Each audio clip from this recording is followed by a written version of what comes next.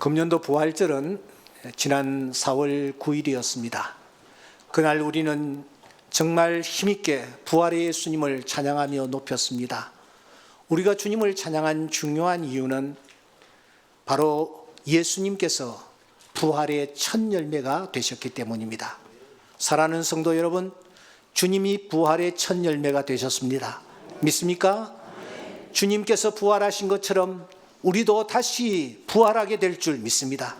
이 사실 때문에 우리는 주님을 높이며 찬양했던 것입니다. 그런데 부활하신 그 주님, 부활에는 두 종류가 있다라는 충격적인 말씀을 우리에게 하셨습니다. 마태복음 5장 29절에 보시면 생명의 부활로 부활하는 자가 있고 심판의 부활로 부활하는 자가 있답니다.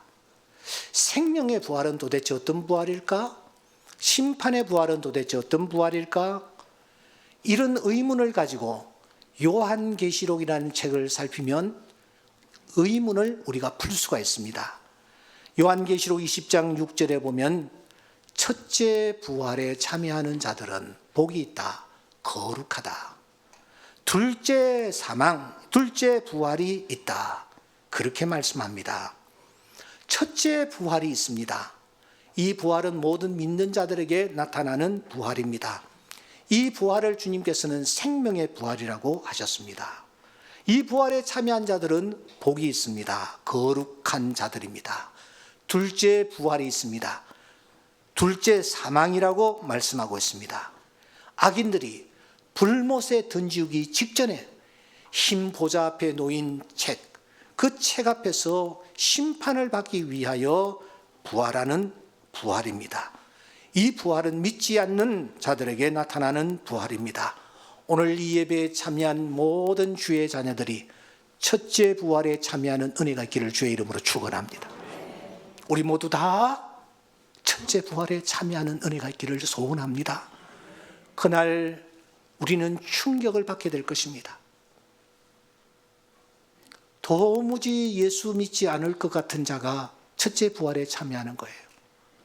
그런데 믿음 생활 정말 잘했다고 생각하는 자가 그 부활에 참여하지 못하고 둘째 사망에 참여하는 경우도 있을 것입니다. 더 충격적인 것은 나 같은 죄인이 첫째 부활에 참여하여 하나님의 은혜를 입는 것입니다. 이런 은혜가 우리 모두에게 있기를 소원합니다. 부활절 아침에 이 계시록의 말씀을 인용했습니다. 요한계시록 20장 6절 말씀입니다. 그렇게 인용을 하는 중에 제가 이 강단에 서서 약속했던 것이 다시 또 떠올랐습니다. 기억하십니까? 당시 로마서를 살펴나가는 중에 이 로마서가 끝나면은 요한계시록을 한번 여러분들과 함께 나누겠습니다. 제가 그런 약속을 했습니다. 그런데 웬걸 로마서 끝나고 난 뒤에 뜬금없이 또 갈라디아서라는 책을 들고 또 이 강해를 했습니다. 사석에서 몇 분들이 목사님 계시록은 언제 해요? 왜 뜬금없이 갈라디아서예요? 뭐 이런 얘기를 웃으면서 했습니다. 예, 그래서 저도 약속을 이 강단에서 드린 것이기 때문에 제가 마음으로 큰 부담을 늘 가지고 있었습니다.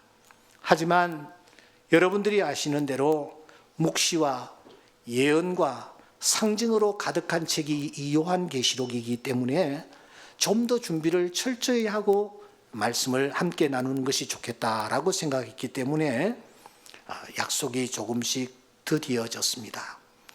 하지만 약속에 대한 부담은 한켠에 늘 자리를 잡고 있었습니다.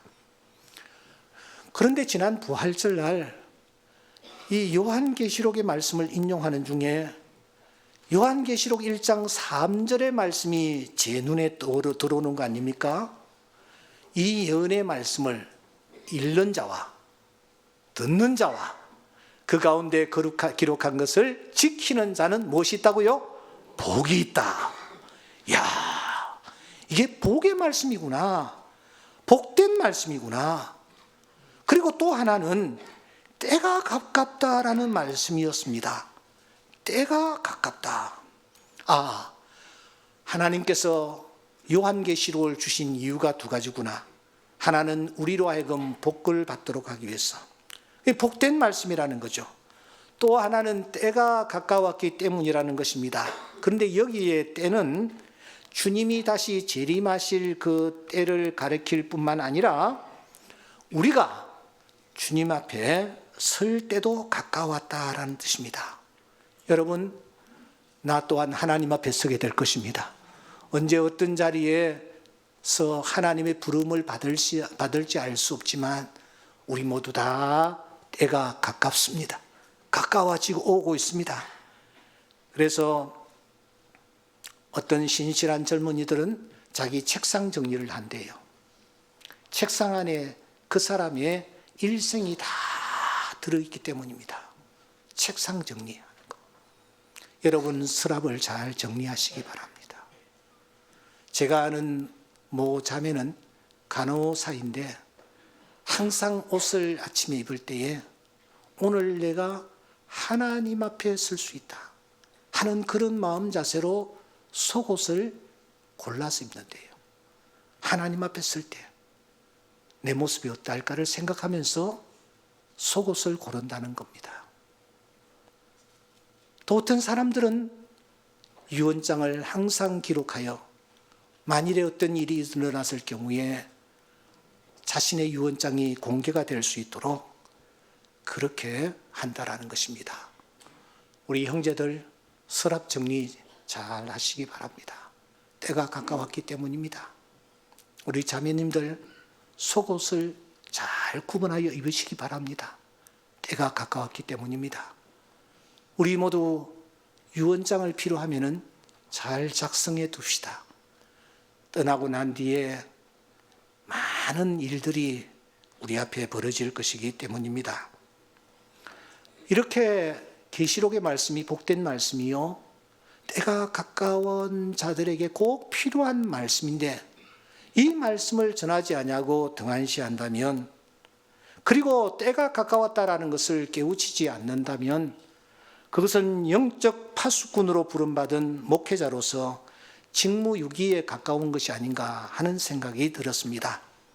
그래서 오늘부터 계시록이라는 이 문을 한번 똑똑똑똑 노크를 해보기로 했습니다. 그러면서 몇 가지 원칙을 가지고 임하려고 합니다. 첫째, 장차 되어질 일들이므로 조심스럽게 접근하려고 생각합니다. 베드로후서 3장 16절에 보면은 하나님의 말씀을 억지로 풀다가 멸망에 이른 자가 있다고 말씀합니다. 그래서 장차 되어질 일들 내가 단정적으로 이야기하지 않고 좀 조심스럽게 접근해 보려고 생각합니다. 두 번째, 난해한 부분들이 많기 때문에 이런 부분이 있을 경우에는 차후로 좀 미루어 보려고 생각합니다. 세 번째로는 오늘 우리에게 필요한 영적 양식에 초점을 맞추어 보려고 생각합니다. 사실 어떤 탁월한 신학자일지라도 요한계시록이라는 이 책을 완벽하게 풀고 완전히 정복했다라고 말할 수 없습니다. 누구나 다 코끼리의 한 부분을 만지고 있을 뿐입니다. 어떤 이는 코끼리의 머리를 만지면서 축구공과 같다. 어떤 이는 다리를 만지면서 기둥과 같다. 어떤 이는 배를 만지면서 축구장 같다. 뭐 이렇게 여러분 코끼리를 규명하듯이 요한계시록이라는 책을 우리가 살피면서 우리가 너무 자신 있게 단정적으로 얘기를 할 수가 없습니다. 왜냐하면 우리가 아직도 풀지 못한 부분들이 참 많이 있기 때문입니다. 예를 든다면 요한계시록 20장에 여러분 1000년 동안 왕노릇하리다. 이 1000년이 도대체 어떤 1000년일까? 그래서 뭐 어떤 이는 전천년설을 다음에 생각하겠습니다. 어떤 이는 후천년설을, 어떤 이는 무천년설을 이렇게 주장하는 것입니다. 어느 것이 옳다라고 우리가 지금 단정할 수가 없습니다. 그래서 이 요한계시록이라는 책은 우리에게 겸손을 요구합니다. 둘째도 겸손을 요구합니다. 셋째도 겸손을 요구합니다. 요한계시록의 말씀을 받았던 요한처럼 겸손하기를 요구하십니다. 그가 어떤 태도로 이 말씀을 받습니까? 17절을 주목하시면 내가 볼 때에 그의 발 앞에 엎드려져 죽은 자같이 되었다, 그렇게 말합니다. 여러분, 여기에 이 요한계시록을 기록한 사도 요한과 예수님이 어떤 관계였습나요? 예수님의 제자로 부름을 받았고 3년 동안 예수님과 함께 동고동락했습니다. 그의 별명은 예수께서 사랑하시는 제자였습니다. 12제자 가운데서 이 별명을 얻은 자는 유일하게 요한 한 사람입니다. 예수께서 정말 사랑하시는 제자였답니다.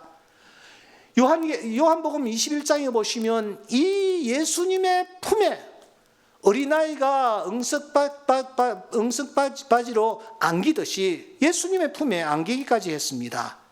그만큼 요한은 주님과 격이 없는 그런 관계를 유지하고 있었습니다. 그런데 그 요한이 밤모섬에서 예수님을 다시 만났습니다. 얼마나 반가웠겠습니까? 그냥 달려가 부둥켜 안고 그냥 같이 크게 울고 싶은 그런 심정이었을 것입니다.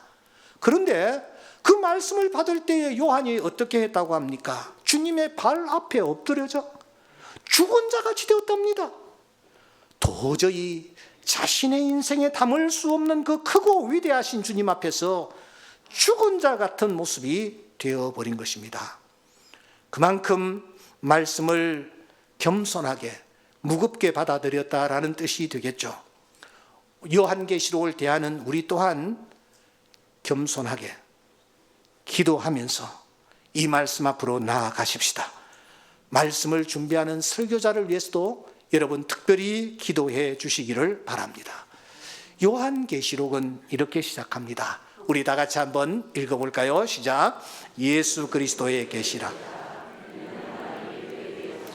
반드시 속히 일어날 일들을 그 종들에게 보이시려고 그의 천사를 그 종 요한에게 보내어 알게 하신 것이라. 요한이 이 말씀을 받았습니다. 당시 요한이라는 자는 여럿 있었습니다. 그런데 여기 요한은 조금 전에 우리가 나누었듯이 예수님의 제자였던 바로 그 요한입니다. 그가 요한복음을 기록했고 요한 1서, 요한 2서, 요한 3서를 기록했습니다. 그의 별명은 우리의 아들이기도 했습니다. 그에게 주께서 어느 날 나타나신 것입니다. 반드시 속히 될 일, 장차 되어질 일들을 받아 기록하도록 하셨습니다. 여러분, 성경은 66권입니다. 그 중에 65권은 이미 지난 역사를 배경으로 하고 있습니다. 하지만 이 계시록은 유일하게 독특하게 장차 되어질 일들에 대한 예언의 말씀입니다. 장차 되어질 일들에 대한 말씀이기 때문에 이 요한계시록을 놓고 양극단적인 태도가 나타나고 있습니다. 그 중에 하나는 지나친 결핍입니다. 지나친 결핍입니다. 그동안 건전한 교회들은 이 요한계시록을 다루는 것, 연구하는 것을 무척 조심스럽게 생각했습니다. 조심스럽게 한 이유는 무엇일까요? 혹시 종교개혁자들의 영향은 아닐까요? 종교개혁자였던 마르틴 루터는 1522년에 그가 요한계시록에 관한 책을 하나 출간을 했습니다. 그런데 그 책 서론에서 이렇게 말합니다. 잘 들어보십시오. 사도들은 환상을 다루지 않는다. 베드로나 바울은 그들의 서신에서 그리스도께서 하신 것처럼 분명하고 명백한 말로 예언을 다룬다. 이렇게 말합니다. 여러분, 이 말의 뜻이 무엇입니까? 그런데 요한계시록과 같이 환상과 같은 애매모호한 표현들로 구성되어져 있는 이런 책은 다루지 않았다, 그 말입니다. 그러니까 이 마르틴 루터의 얘기는 바울이 쓴 서신이라든지 베드로가 쓴 서신은 아주 차원이 높다. 반면에 요한계시록, 이 요한계시록은 너무 애매모호한 부분이 많다. 그러므로 바울 서신과 요한계시록을 동일시할 수 없다라는 그런 뜻입니다. 잔 칼뱅도 여러 주석들을 썼습니다. 우리 신학생들이, 목회자들이 칼빈의 주석서들을 많이 참고하고 있습니다. 그런데 보시면 요한계시록에 관한 주석은 이 칼뱅이 쓰지를 않습니다. 왜 그가 다른 성경에 관한 이 주석서는 썼지만 이 요한계시록에 관해서는 쓰지 않았을까? 그 이유를 학자들은 당시에 요한계시록이라는 책을 조금 낮추어 보는 그런 분위기와 무관하지 않은 것이 아닌가, 그렇게 보고 있는 것입니다. 우리 종교개혁의 후예자들은 루터나 칼뱅의 영향을 많이 받고 있습니다. 그래서 이 칼뱅도 그렇고 루터도 그렇고 이 요한계시록을 다루는 것을 매우 조심스럽게 생각했기 때문에 우리들 또한 조심스러워하고 있는 것입니다. 만일 종교개혁자들이 요한계시록에 대해서 다른 신약 성경과 똑같이 관심을 기울여 주었다면 오늘날 교회에서 요한계시록을 대하는 관점이 상당히 달라지지 않았을까라고 생각합니다. 그래서 이 종교개혁의 후예들, 건전한 교회들, 이런 교회들은 그냥 그러다 보니까 계시록에 대한 결핍 현상이 나타난 것입니다. 그 다음 지나친 과잉 현상이 나타나는 곳이 있습니다. 건전한 교회들이 요한계시록에 대해서 관심을 좀 적게 가지자 그 사이에 이단에 가까운 사이비들, 시한부 종말론자들, 세대주의자들, 이 계시록을 마치 자신들의 전유물인 것처럼 너무 겁없이 파헤치고 계시록의 말씀을 헤집어 버렸습니다. 이들의 요한계시록에 대한 관심은 상상을 초월합니다. 여러분, 이단으로 알려진 그 사람들 한번 가서 보십시오. 그 사람들이 다른 성경에 대해서 관심을 둡니까? 천만의 말씀이요. 그 사람들은 요한계시록, 처음부터 끝까지 요한계시록입니다. 요한계시록 이 부분에 이 말씀 있지 않느냐, 저 부분이 있지 않느냐 하면서 우리들을 향하여 공격해 오고 있습니다. 이들은 거짓 선생들의 가르침을 따라 자기 확신에 찬 음성으로 검증되지 아니한 내용들을 동원하여서 성도들을 호도하고 있습니다. 그것도 자신들의 주장에 성경을 끼워 맞추면서 말입니다. 이런 가르침에 물든 많은 성도들이 영적 성장을 하지 못하고 있습니다.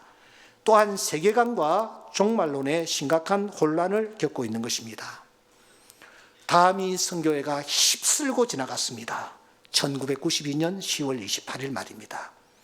미국의 해롤드 캠빙이라는 자는 2011년 5월 21일에 지구의 종말이 올 것이라고 사람들을 미혹했습니다. 지나갔습니다. 이런 일들이 지금도 비일비재한 것입니다. 여러분, 교회가 건강한가? 그 교회가 병들었는가?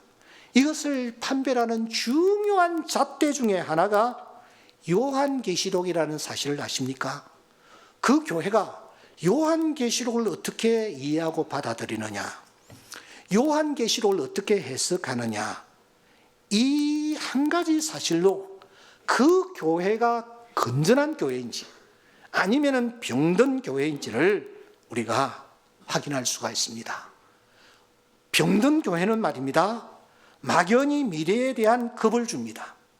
음포를 놓습니다. 그래서 현재를 잃어버리게 만듭니다. 현재는 필요 없다라는 겁니다. 오늘은 중요하지 않다라는 것입니다. 여러분, 고등학생에게 중요한 것이 무엇입니까? 저는 대학 입시라고 생각합니다. 그런데 그 대학 입시를 팽개치고선, 공부를 팽개치고선 산으로 들어가게 합니다. 오늘 우리 주변에 음습하게 팔을 뻗치고 있는 이란들을 보십시오. 공부하는 느린 학생들을 집에서 빼내갑니다. 학교에서 빼내갑니다. 친구들로부터 빼내갑니다. 건전한 가정에 들어와 남편과 별거하게 만듭니다. 몇 푼 안 되는 전세 집까지 돈까지 빼내가지고서는 집을 나가버립니다. 만나서 아무리 권면하고 설득시켜도 막무가내입니다. 왜 그럴까요? 현재를 잃어버리도록 가르쳤기 때문입니다. 이러한 자들은 요한계시록의 동일한 저자인 요한이 기록한 요한복음을 놓치지 말아야 합니다. 특별히 11장에 보시면 나사로가 세상을 떠났습니다. 죽은 지 나흘이나 되었어요. 냄새가 났습니다. 마르다는 너무너무 섭섭했습니다. 평소에 내가 주님을 얼마나 사랑하며 공경했는데 세상에 오시라고 해도 오시지 않고 상황이 다 끝나고 난 뒤에 오시다니. 그래서 마르다가 주님 앞에 엎드려서 이렇게 원망투로 말을 합니다. 주께서 여기 계셨더라면 내 오라비가 죽지 아니하였겠나이다. 지금 마르다는 주님이 그때 계셨더라면 내 오라비가 죽지 아니하였을 터인데 하는 것입니다. 이때 주님이 이렇게 답하십니다. 내 오라비가 다시 살아나리라. 주님은 현재를 이야기하십니다. 그러자 마르다가 또 말합니다. 나도 압니다. 마지막 날 부활에는 저 미래에는 다시 살아날 줄을 내가 압니다. 무슨 말입니까? 이 마르다는 과거에 집착해 있습니다. 과거에 자신의 모든 것을 다 쏟아붓고 있습니다. 그러다가 먼 미래로 날아가 버리는 것입니다. 마지막 날 부활에는 다시 살 줄 내가 믿습니다. 여러분, 이 마르다의 문제가 무엇입니까? 그렇습니다. 마르다는 현재를 잃어버렸습니다. 현재를 잃어버린 마르다를 치료하시기 위하여 주님은 일부러 늦게 오셨고, 마르다가 불평을 쏟아놓을 때에 아니야, 마르다야, 너의 오라비가 현재 지금 오늘 살아나리라고 말씀한 것입니다. 과거에서 먼 미래로 휙 날아버리는 현재를 잃어버린 이 마르다에게 주님께서 이어서 말씀하십니다. 나는 부활이요 생명이니. 할렐루야. 나는 뭐요? 부활이요 생명이니. 여러분, 이 말씀의 핵심이 무엇입니까? 에고 에임입니다. 부활, 생명 이게 아니에요. 나는 영원한 현재이다. 이것을 주님께서 강조하는 것입니다. 과거에 매몰되어지고 미래를 향하여 날아가는 이 마르다를 향하여 현재에 초점을 맞추라고 말씀하시면서 나는 부활이요 생명이다. 나는 에고 에임이다. 여러분, 요한복음을 펼쳐보시면 요한복음의 전체 주제는 에고 에임입니다. 나는 빛이다. 나는 말씀이다. 나는 길이다. 나는 진리다. 나는 생명이다. 나는 선한 목자다. 나는 양의 문이다. 나는 포도나무다. 나는 형제이다. 주님께서 말씀하시는 것입니다. 현재가 중요하다라는 것이죠. 계시록에서 이 흐름은 쫙 이어집니다. 주님의 초점은 언제나 과거도 아닙니다. 미래도 아닙니다. 요한계시록의 주제는 휴거도 아닙니다. 666도 아닙니다. 바코드도 아닙니다. 베리칩도 아닙니다. 14만 4천도 아닙니다. 종말도 아닙니다. 이 부분에 답을 주는 책이 아닙니다. 요한계시록은 재림이 언제 나타날지에 대해서 초점을 맞추지 않습니다. 요한계시록의 이 말씀은 주님의 재림을 내가 어떻게 맞을 것인지에 대한 관심이 핵심인 것입니다. 다시 말하면 when이 아니고 how입니다. 우리는 언제 여기에 초점을 맞춥니다. 아닙니다. 어떻게 그 주님을 맞을 것인가? 성경이 이것을 우리에게 가르쳐 주는 것입니다. 그래서 우리는 이런 찬양을 드립니다. 주 어느 때 다시 오실는지 아는 이가 없으니 등 밝히고 깨어있어 주를 반겨 맞으라. 주 안에서 우리 설교를 하다가 하니까 안 되지. 마음이 깨끗하게 되어서 주 예수님 다시 오실 때에 모두 기쁨으로 맞으라. 지휘자님이 지휘할 때는 진짜 잘하셨는데 내가 지휘하니까 전혀 먹히지를 않는군요. 언제 오실는지는 알 수가 없습니다. 어떻게 맞이해야 할 것인지에 대하여 우리의 초점이 맞추어져야 되는 것입니다. 지금 현재가 중요한 것입니다. 현재가 중요하다라는 것을 오늘 펼친 이 성경 말씀에 계속 강조됩니다. 여러분 1장 3절을 한번 다 같이 읽어보겠습니다. 시작. 이 예언의 말씀을 읽는 자와 듣는 자와 그 가운데 기록한 것을 지키는 자는 복이 있나. 거기까지만 읽읍시다. 자, 시제를 놓치지 마십시오. 시제를 보십시오. 읽는 뭐요? 읽었던 자도 아닙니다. 읽을 자도 아닙니다. 뭐요? 읽는 자와 그 다음에 뭐요? 듣는 자와 그 다음에 지키는 자. 모두 시제가 어디에 있습니까? 현재 시제입니다. 현재 말씀을 읽는 자, 현재 듣는 자, 현재 지키는 자가 복이 있다는 거예요. 뿐만 아닙니다. 예수님을 소개하면서 예수님을 어떤 분으로 소개하고 있습니까? 1장 4절입니다. 우리 다 같이 한번 읽겠습니다. 시작. 이제도 계시고 전에도 계셨고 장차 오실 이와 그의 보좌 앞에 있는 7영과. 잘 보세요. 여러분 차례를 한번 보시기 바랍니다. 이제도 계시고, 이제는 뭐예요? 현재. 전에도 계셨고, 이 뭐예요? 과거. 장차 오실 이와 이 뭐예요? 예, 보통 우리는 과거, 현재, 미래를 일반적으로 표현합니다. 그런데 의도적으로 뭐요? 현재를 먼저 언급을 하는 것입니다. 무엇을 강조하기 위해서입니까? 현재를 강조하기 위해서입니다. 데살로니가 교회는 정말 모범적인 교회였죠. 믿음의 역사와 사랑의 수고와 소망의 인내가 있는 교회. 그래서 바울은 말합니다. 예수 그리스도에게 한 소문이 온 세상에 널리 퍼졌다. 너희들을 바라보면서 내가 할 말이 하나도 없다. 이렇게 말하고 있지 않습니까?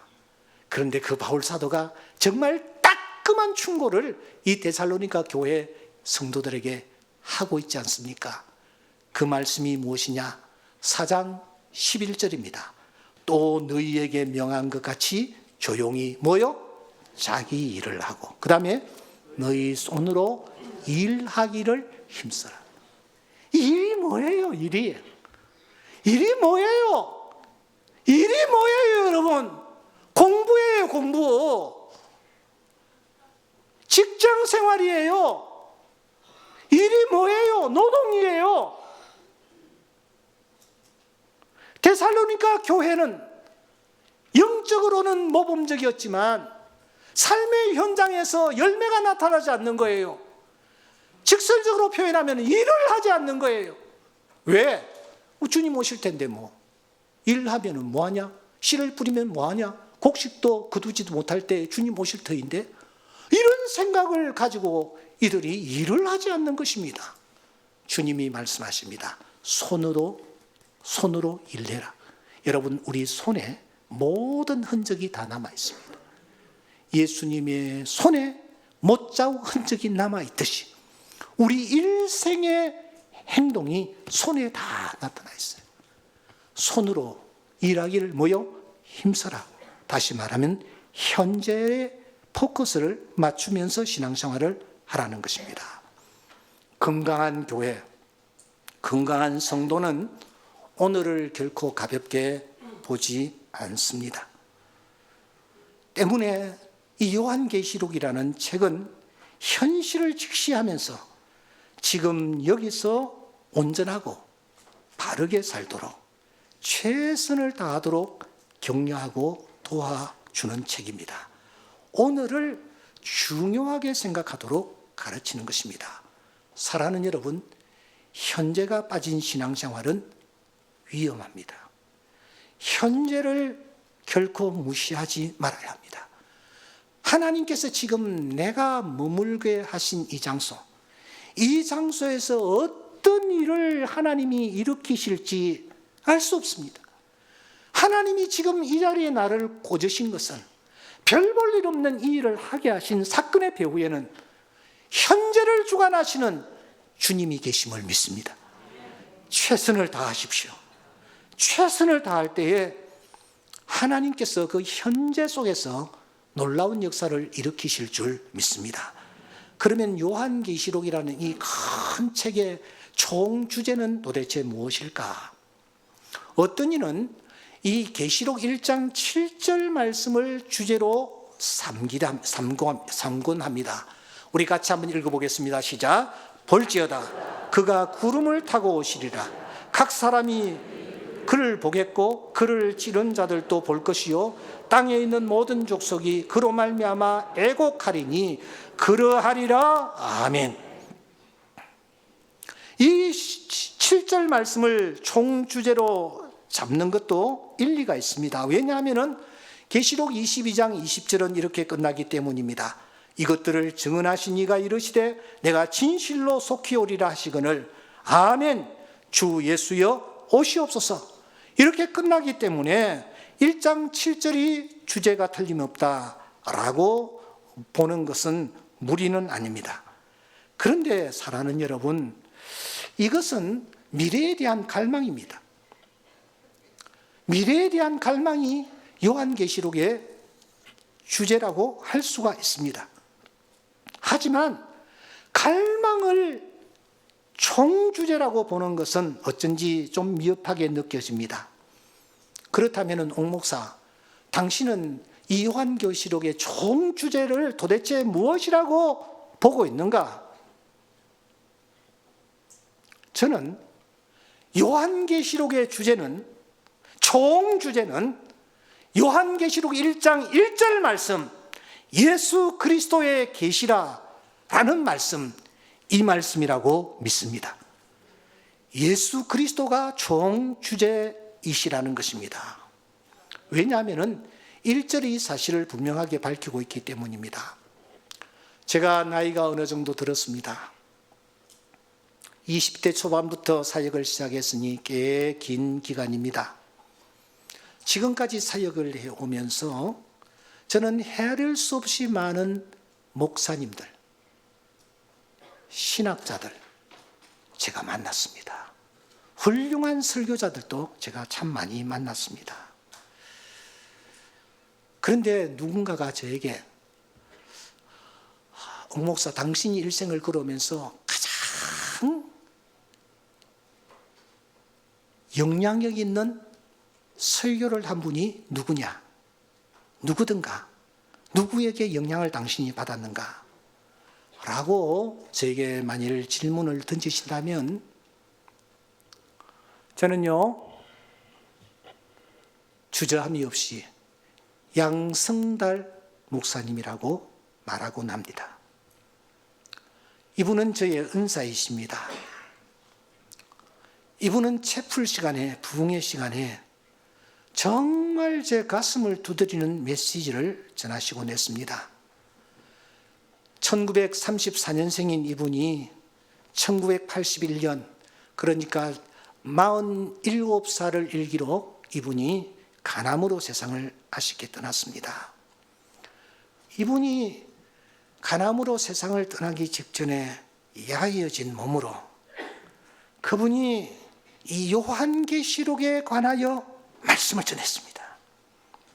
그때 그는 이렇게 말한 것을 저는 기억합니다. 사도 요한이 계시록의 이름을 예수 그리스도의 계시라고 한 것은 결코 우연이 아니다. 만일 신약 성경에 책 이름을 붙이는 자가 계시록이라는 이 책을 좀 더 깊이 숙고하고 살폈더라면 이 책을 요한계시록이라고 하지 않고 예수 그리스도의 계시라고 이름을 붙였을 것이다. 그렇게 그날 설교를 했습니다. 저는 전적으로 동감합니다. 여기에 총 주제는 천국도 아닙니다. 아멘입니까? 요한도 아닙니다. 예수 그리스도인 줄 믿습니다. 하나님의 아들로서 이 땅에 내려오셔 인간의 몸을 입으시고 십자가의 피를 흘리시사 우리를 위하여 단번에 제물이 되신 예수 그리스도, 비참하게 세상을 떠났으나 사흘 만에 부활하셔서 부활의 첫 열매가 되신 예수 그리스도, 40일 동안 이 땅에 계시다가 하늘나라에 올라가셔서 지금도 영광스러운 보좌에서 우리를 위하여 기도하고 계시는 예수 그리스도, 장차 구름을 타고 우리를 데리러 이 땅에 오실 예수 그리스도, 그분이 바로 이 요한계시록의 주제인 줄 믿습니다. 시간이 오늘 너무 많이 흘러가기 때문에 말씀을 마무리하려고 생각합니다. 이 책이 그러면 어떤 배경하에서 기록되었을까? 아시는 대로 이 책은 주후 90년대 초반에 중반쯤에 쓰여졌습니다. 이때는 로마 황제가 온 세상을 지배하고 있을 때입니다. 이 황제들은 아주 더티한 방법을 썼습니다. 황제의 숭배라는 이런 치졸한 방법으로 거대한 영토와 백성들을 통치하려고 한 것입니다. 스스로 자기를 신이라 칭한 것입니다. 하지만 그리스도인들은 황제 숭배를 단호히 거부했습니다. 그래서 베드로가 순교를 당했고 베드로를 위시한 여러 제자들이 순교를 당하고 이제 사도 요한 혼자 남아있는 것입니다. 그 유명한 네로 황제를 거쳐서 8대에 이르는 도미티안 황제에 이르기까지 형언할 수 없는 박해가 자행되다가 그때 요한은 밤모섬에까지 유배를 당한 것입니다. 그때 그리스도를 믿는 성도들은 한결같이 이런 의문을 가졌습니다. 주님이 언제 오시지? 주님이 왜 이 상황을 그냥 내버려 두시지? 정말 주님이 계시기는 한단 말인가? 이런 의문들을 가지고 믿음이 흔들릴 때에 주님께서 요한에게 사자를 보냈습니다. 그리고 말씀하십니다. 요한은 아시아에 있는 7교회에 편지하노니 이제도 계시고 전에도 계셨고 장차 오실 주님. 아멘. 이어서 5절에 말씀합니다. 죽은 자들 가운데서 먼저 살아나신 분, 땅의 임금들의 머리가 되신 예수 그리스도. 이어서 말씀하십니다. 살아있는 자라 내가 전에 죽었었노라 볼지어다 이제 세세토록 살아있어 사망과 음부의 열쇠를 가지고 있노라. 주님이 자신이 어떤 분이신지를 드러내십니다. 주님이 어떤 분이신지를 알았을 때에 이제 더 이상 죽음에 대한 두려움이 없습니다. 또 박해자들에 대해서 주눅들지를 않습니다. 황제가 갖가지의 방법으로 죽음과 공포의 도가니로 주의 자녀들을 몰아넣었지만 그들은 조금도 굴리지 않았습니다. 왜냐고요? 내가 믿는 주님이 살아 계신다. 믿습니까? 우리를 지배하고 계신다. 믿습니까? 나와 함께 하신다. 이 사실을 믿기 때문에 그들은 두려워하지 않냐고 당당하게 상황에 임했습니다. 이 사도 요한의 제자가 그 유명한 폴리갑 아닙니까? 스무나 교회를 담임하고 있던 폴리갑 앞에 박해가 닥쳤습니다. 총독이 신문합니다. 너 그리스도를 저주하겠느냐? 나는 그리스도입니다. 그리스도를 욕하라. 지난 86년 동안 그분은 나의 주인이셨습니다. 그분은 나에게 아무 잘못도 하지 않았습니다. 그런데 내가 어떻게 그분을 저주하고 욕할 수 있단 말입니까? 이런 폴리갑에게 총독은 한 번 더 외칩니다. 가이사로 맹세하라. 나는 그리스도인입니다. 이제 여러분들이 내가 믿는 예수에 대하여 배우기를 원한다면 시간을 정해 나에게 들으러 오십시오. 그러면서 그는 형장의 일슬로 사라졌습니다. 사랑하는 성도 여러분, 믿음의 성도들은 1장 7절의 이 말씀 때문에 힘을 얻고 나아갔습니다. 볼지어다 구름을 타고 오시리라. 각 사람이 그를 볼 것이다. 그를 찌든 자도 볼 것이다. 땅에 있는 모든 족속이 그로 말미암아 애곡할 것이다. 주님이 오십니다. 분명히 오십니다. 살아있는 자들뿐만 아니라 죽은 자들에게도 이 메시지는 전달됩니다. 각 사람이 그를 보게 될 것입니다. 구름을 타고 주님이 오시는 그날 모든 세상 사람들이 재림의 주님을 보고 그분 앞에 무릎을 꿇게 될 줄 믿습니다. 성경의 예언 99.99%가 이미 이루어졌습니다. 이제 남은 것, 예수님의 재림을 위시한 몇 가지만 남았습니다.